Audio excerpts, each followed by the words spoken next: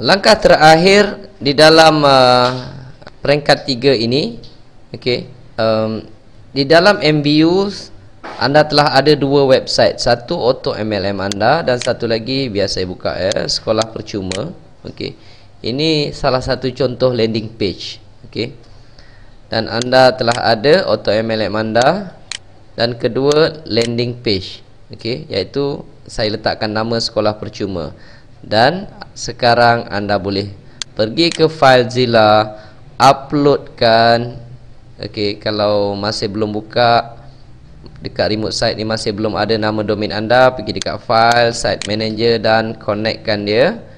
Okey, dan selepas itu cari di dalam folder di mana anda simpan kedua-dua file tersebut. Macam saya simpan di dalam folder Auto MLM anda juga. Anda carilah di mana folder anda. Upload kedua-dua file tersebut. Upload kedua-dua file tersebut. Auto MLM anda uploadkan, dan sekolah percuma juga anda boleh uploadkan.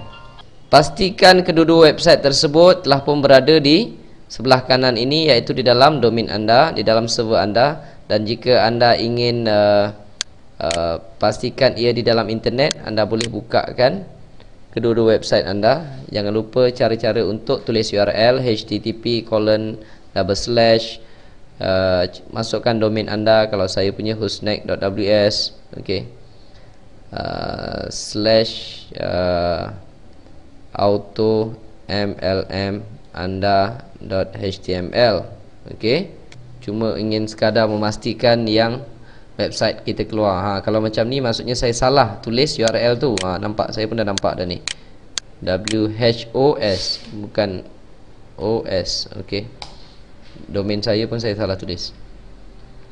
Okey, saya telah pun nampak website Auto MLM anda saya. Okey. Dan yang website lagi satu, jangan lupa dia punya nama file dia adalah sekolah percuma. Saya checkkan juga.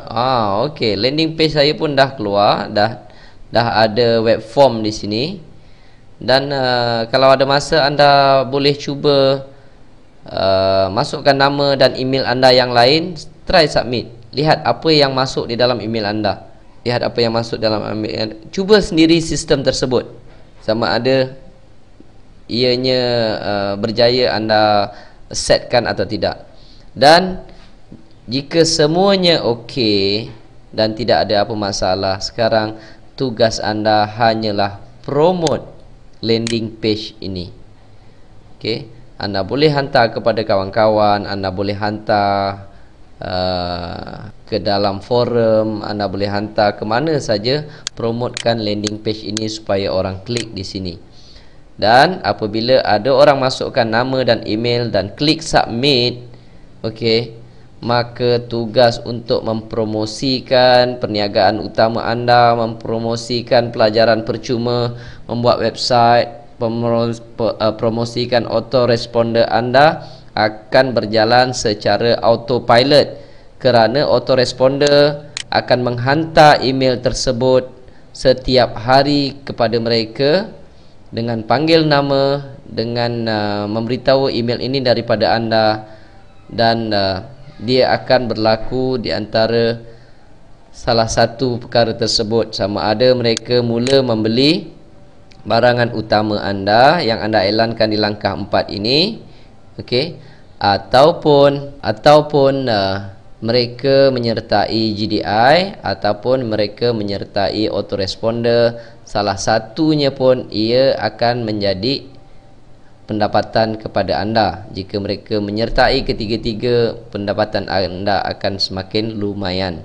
Itu adalah cara mengautopilotkan perniagaan anda.